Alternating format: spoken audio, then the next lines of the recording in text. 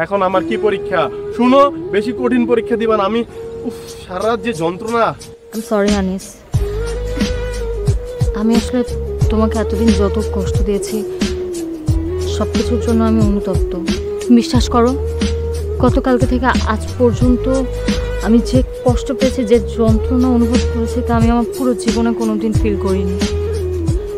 আমি কাল রাতটা কিভাবে কাটিয়েছি সেটা শুধুমাত্র আমি জানি। আনিস, আমি তোমাকে ভালোবেসে ফেলেছি। তোমার আর কোনো পরীক্ষা দিতে হবে না, বিশ্বাস করো। আর একটা পরীক্ষাও আমি নিব না, যদি দিতে হয় আমি পরীক্ষা দিব। তুমি আমাকে যা বলবে আমি তাই করব, কিন্তু আমি তোমাকে ছাড়া আর একটা দিনও থাকতে চাই। ও মাই গড, আমার পরি আমাকে ভালোবাসে। আল্লাহ, জানো আমি শুধু এই দিনটার জন্যই অপেক্ষা করেছিলাম, যেদিন তুমি আমার প্রকৃত ভালোবাসা বুঝবে। আচ্ছা পরি, আচ্ছা কোনো কারণে যদি তুমি এখন আমাকে না পাও, তোমার কেমন লাগবে?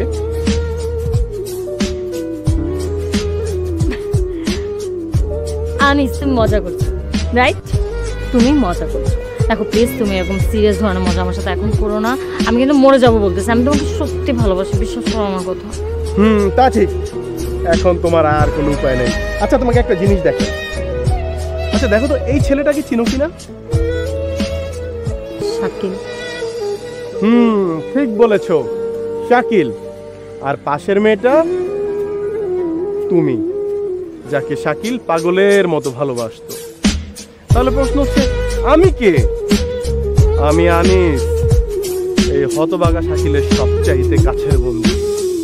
ফারিয়া, তুমি কি মনে করেছো তোমাকে আমি অনেক লাভ করি? তোমার ভালোবাসার জন্য আমি পাগল হয়ে গেছি? তোমাকে আমি কোনোদিন কোনো অবস্থাতে এক মুহূর্তের জন্য ফারিয়া ভালোবাসি নাই। সরি ফারিয়া, তোমাকে আমি ভালোবাসতে পারি নাই। আমি যা যা করেছি শুধুমাত্র আমার বন্ধু শাকিলের জন্য। তোমার মনে আছে তুমি শাকিলের সাথে কি করেছিলে? ভালোবাসি? 2 দিন ঘুরছি একসাথে, 4 দিন কথা বলছি, আর একটুখানি স্পেস আছে, একসাথে তো ভালোবাসা জন্মায়।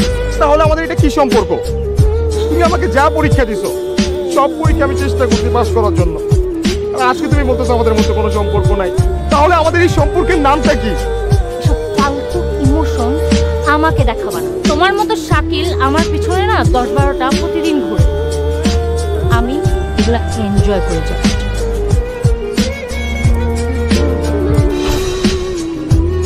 আরে তুমি ফারিয়াকে ভুলে থাকতে? আমার বন্ধু শাকিল নিজেকে মাদকের কাছে সোপর্দ করেছিল। হ্যাঁ ফারিয়া, শুধু তোমার জন্য।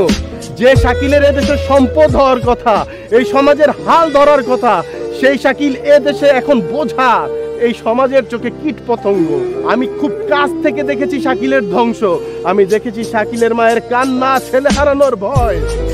আরে ফারিয়া, তুমি শাকিলের সাথে যা করেছো তা না করে যদি ঠিক তার উল্টাটাই করতো না, আমার বিশ্বাস এই শাকিল হয়তো বিশ্বজয় করত।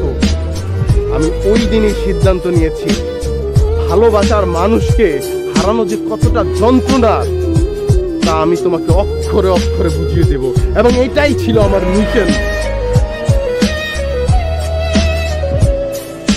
আমি জানি আমি তোমার সাথে যা করেছি সেটা অন্যায়। হ্যাঁ ফারিয়া, সেটা অন্যায়, কিন্তু এই অন্যায় আমি জেনে শুনে সুস্থ মস্তিষ্কে করেছি। কারণ আমি চেয়েছি তুমি ফারিয়া দ্বারা যেন অন্য কোনো শাকিলের আর এত বড় ক্ষতি না হয়। যদি পারো শাকিলের পাশে গিয়ে দাঁড়াও, কারণ তুমি শাকিলের যে ক্ষতি করেছো সেই ক্ষতি পারলে তোমার প্রকৃত ভালোবাসা দিয়ে ক্ষতিপূরণ করো। ভালো থাকো, আর ভালো থাকুক পৃথিবীর সকল ভালোবাসাগুলো।